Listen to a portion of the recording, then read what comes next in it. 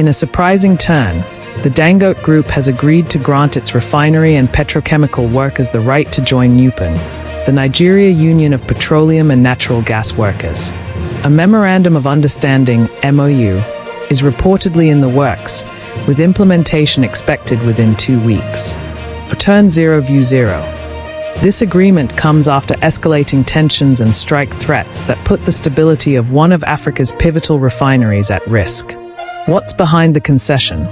Early in September, NUPENG, backed by two of the country's most influential energy unions, PENGASSAN and PETROAN, issued a stern warning that reverberated across Nigeria's oil and gas industry.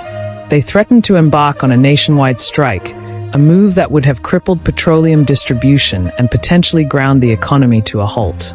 At the center of this dispute was Dangote Refinery's controversial policy of employing pipeline and tanker drivers under contracts that explicitly barred them from joining any trade union. For the unions, this was not just a matter of workplace policy.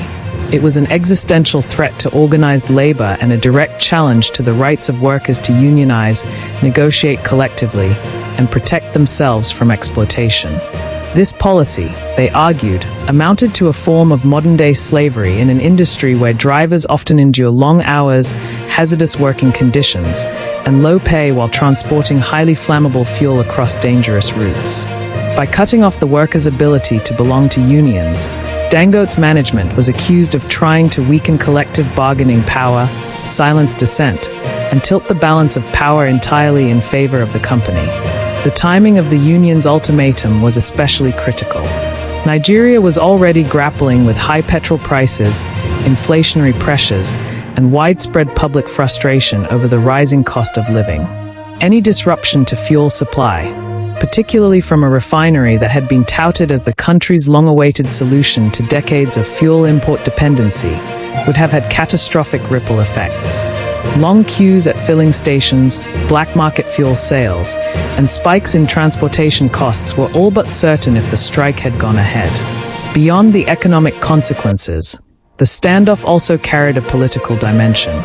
The Nigerian government, which had heavily banked on the success of the Dangote Refinery to stabilize the downstream sector, could ill afford a showdown between Africa's richest man and the country's most powerful labor unions. Allowing the crisis to fester would have been perceived as weakness on the part of policymakers, while intervention carried the risk of alienating either organized labor or big business, both influential power blocks in Nigeria's political landscape. Against this backdrop, the pressure on Dangote was immense. The refinery's credibility as a stabilizing force in Nigeria's petroleum sector was at stake, and so was its international reputation, especially as it eyed global export markets. The union's coordinated stance, rare in a sector sometimes fractured by competing interests, meant that Dangote had little room to maneuver without risking a prolonged industrial dispute. Ultimately, the looming crisis likely forced Dangote and his team to reassess their position, signaling a possible softening of their stance and opening the door for dialogue with labor representatives. Why this matters for Nigeria? Labor rights a major victory for union representation in the oil sector. Refinery stability reduced risk of operational shutdowns and fuel shortages. Public confidence reinforces trust in labor negotiations and disruption avoidance. Corporate image enhances Dangote's reputation for responsiveness. Context: Dangote Refinery's market role. Scale and influence. As the world's largest single-train refinery, processing up to 650,000 barrels per day, Dangote's operations are central to Nigeria's energy sector. Wikipedia. Market innovations.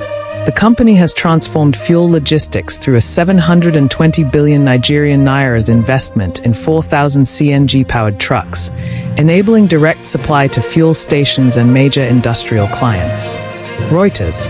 Growing competition. Angola's Cabinda Refinery, newly inaugurated and due to start production by end of 2025, presents emerging continental competition. What comes next? MOU execution.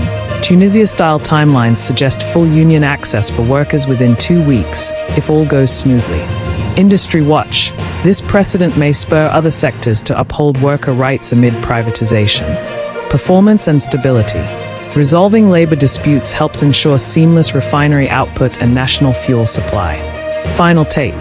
Dangote's decision to allow union membership isn't just a labor win. It's a lesson in strategic concession under pressure. As Nigeria navigates industrial growth and worker empowerment, this incident points toward a future where productivity and fairness are not mutually exclusive.